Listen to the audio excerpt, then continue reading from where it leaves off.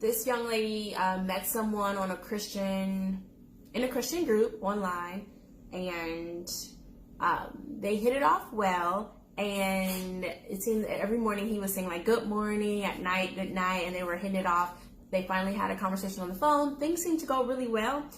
She was honest with him that she didn't want to just date to date. You know, she was dating with the purpose or intention to eventually marry, though she wasn't in a rush, and that she was waiting for sex for marriage, and he seemed to be on the same page.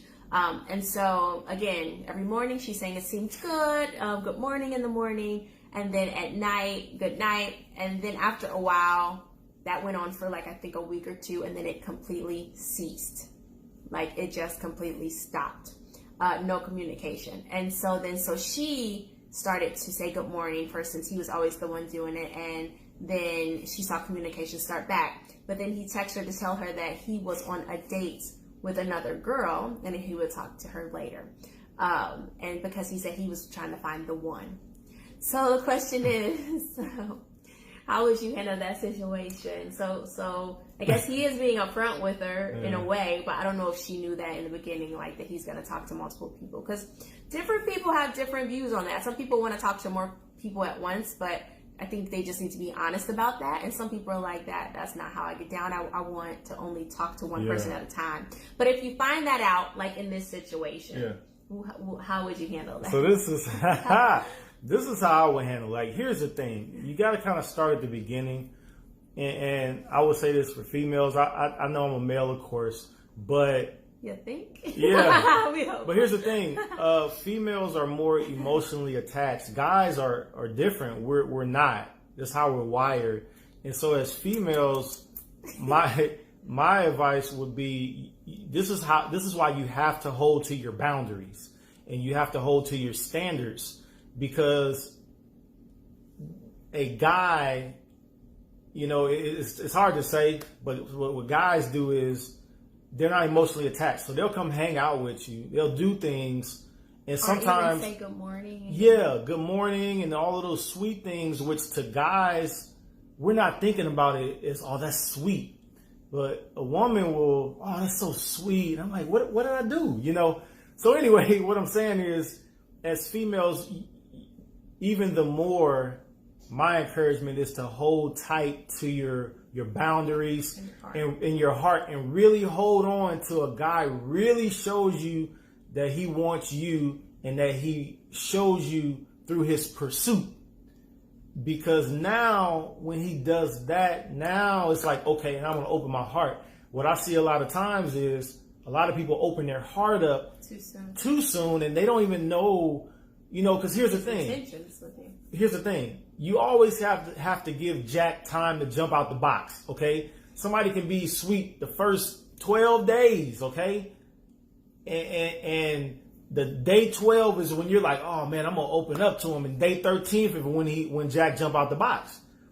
You gotta let it give it some time, because now, you know, here's this guy that's like, okay, he's gonna stop communication. Well, it's okay to reach out and say why, ask why, whatever. But here's the thing. Sometimes you do have to believe people in their actions. Like, and here's the thing. When that guy didn't respond, and then now he reaches out and says, hey, I'm on a date, I'll talk to you later. What I would have wanted to see, not about me, what I wanted to see is, I would have wanted to see that the female to be in the place where she's so secure and hasn't opened her heart to say, you know what, he cool, he lost a good one. It ain't my problem. I'm gonna keep moving. But in that type of situation, there may have been some heart opening, you know, conversations or whatever, and then that guy just kind of did that. I don't think that's right about the guy, but at the same time, that's why things have to be talked out, especially in the beginning. So it's like, hey, you know, are we dating? Are we mutually exclusive? You know, me and my wife, it was plain as day. Like, I was looking for a wife. I wasn't looking for somebody to date for 2-3 years, anything like that. She wasn't playing either. She first question she asked me was, why should I allow you to interrupt my life? So we were already on one accord here as far as our seriousness. It wasn't like, well, I'm just trying to see, I'm trying to date around, you know, I ain't really trying to get serious with nobody right now. But then she's over here like, hey, why should I allow you to end my life?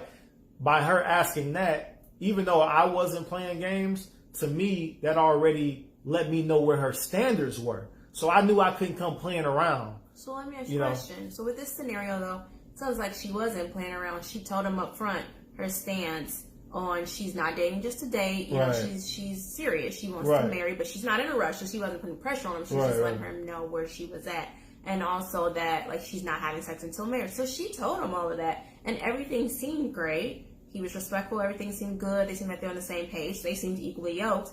Until that day when, you know... Stop communication. And then she communicated. He reached out and he reached back out to her. But then after that is when he said, okay, I'm out on a date right now. I'm looking for the one or whatever. Right. So in that, I don't think she's in the wrong. She's not in the wrong. I just think in that situation, like you said, it's okay to be disappointed. She probably liked him because she thought things were going in a certain way. But I think you're right. At this point, you have to...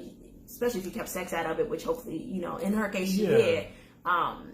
Even if you're a little disappointed, you shouldn't have given your heart all the way yet, like you were saying. Yeah. But I think sometimes in the beginning, she may not would have said, "Are we dating exclusively?" Like, I don't know if she would have like asked that day one, but I think she could have, if that was something important to her, expressed her feelings like, "Hey, you know, when we're talking, do you prefer to talk?" Because I think you do have to be on the same page. Do you prefer to talk to multiple people at the same time? Do you like to talk just to get to know a person exclusively, you know, one by one?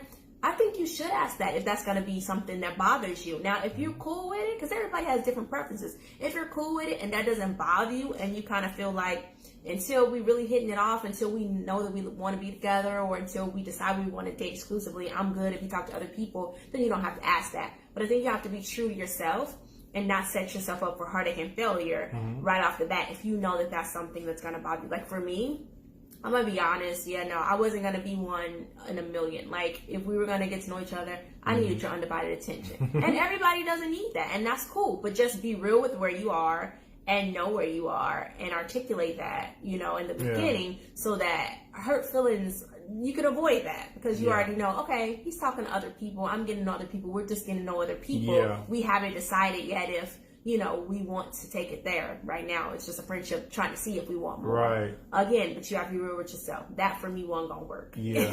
So, yeah.